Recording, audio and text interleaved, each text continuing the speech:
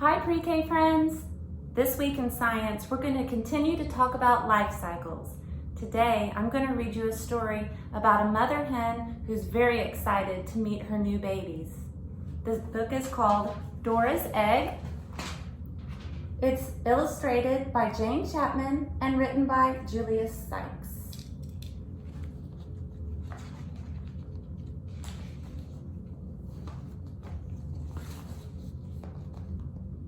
Dora was sitting on a nest of eggs.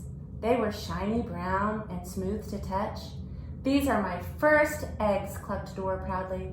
"I must get all my friends to come and admire them." Dora climbed out of the hen house and into the farmyard. "Who shall I visit first?" she wondered. "I know, I'll go find Debbie Duck." Dora hopped over the fence and across the field until she reached the pond. "Hello, Debbie," she called. "Would you like to come and see my eggs?" "I can't come now," quacked Debbie. "I'm teaching my babies to swim." Dora stood watching the ducklings splashing around and learning to paddle. Somehow she felt a bit less excited. "My eggs are nice," she thought, "but those fluffy ducklings are much nicer." Dora was just a little sad as she trotted over to the sty to visit Penny Pig. "Hello, Penny," she clucked. "Would you like to come and see my eggs?" But Penny didn't hear. She was having too much fun tumbling around with her wiggling piglets. Dora gave a little sigh. "My eggs are nice," she thought, "but those wiggly piglets are much nicer." Dora gave another little sigh as she climbed the hill to find Sally Sheep. "Would you like to come and see my eggs?" she asked Sally.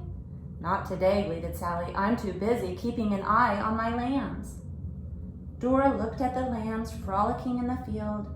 She felt rather glum. "My eggs are nice," she thought, "but those playful lambs are much nicer."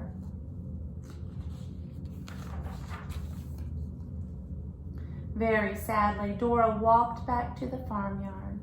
On her way, she bumped into Daisy Dog. "Hello, Daisy," she clucked.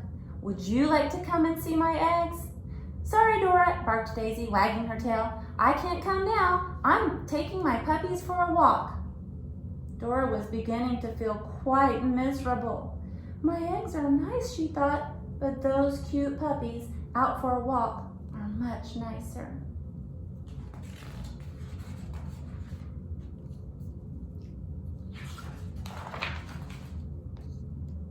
In the farmyard, Dora stopped at the cowshed.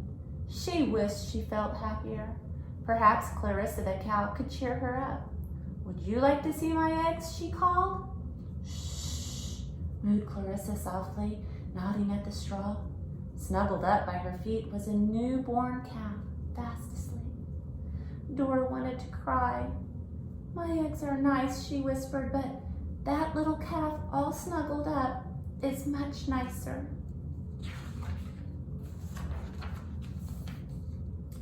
Dora walked back across the yard in the sunlight and climbed into the hen house. Her eggs were just as she had left them, smooth and brown and very still. "My eggs are nice," sighed Dora, fluffing out her feathers, "but everyone else's babies are much nicer." Very sadly, Dora settled herself down onto her nest. Crack! Dora jumped up in surprise. "Oh no," cried Dora, "I've broken them."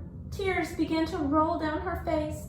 They splashed onto the nest and over the cracked eggs. As each tear fell, the cracks grew wider and wider until suddenly up popped a fluffy head, and another, and another. Soon the nest was full of tiny chicks. "Cheep, cheep!" The chicks peeped. "Cheep, cheep!" Dora stopped crying and stared at her babies. It didn't matter that the eggs were broken. The new chicks were everything Dora had ever wanted. Proudly, she strutted out into the farmyard, and one by one the chicks followed after her. All the animals stopped and looked. "Why, Dora," quacked Debbie, "they're as fluffy as my ducklings." "And wiggly like my piglets," cried Penny. "They're as playful as my lambs," bawled Sally. "And you can take them for walks just like my puppies," barked Daisy. "But best of all," mooed Clarissa, "your chicks can snuggle up to you, like my calf snuggles up to me." "Cluck," said Dora happily, agreeing with her friends. "My eggs were nice, but my chicks are much, much nicer." The end.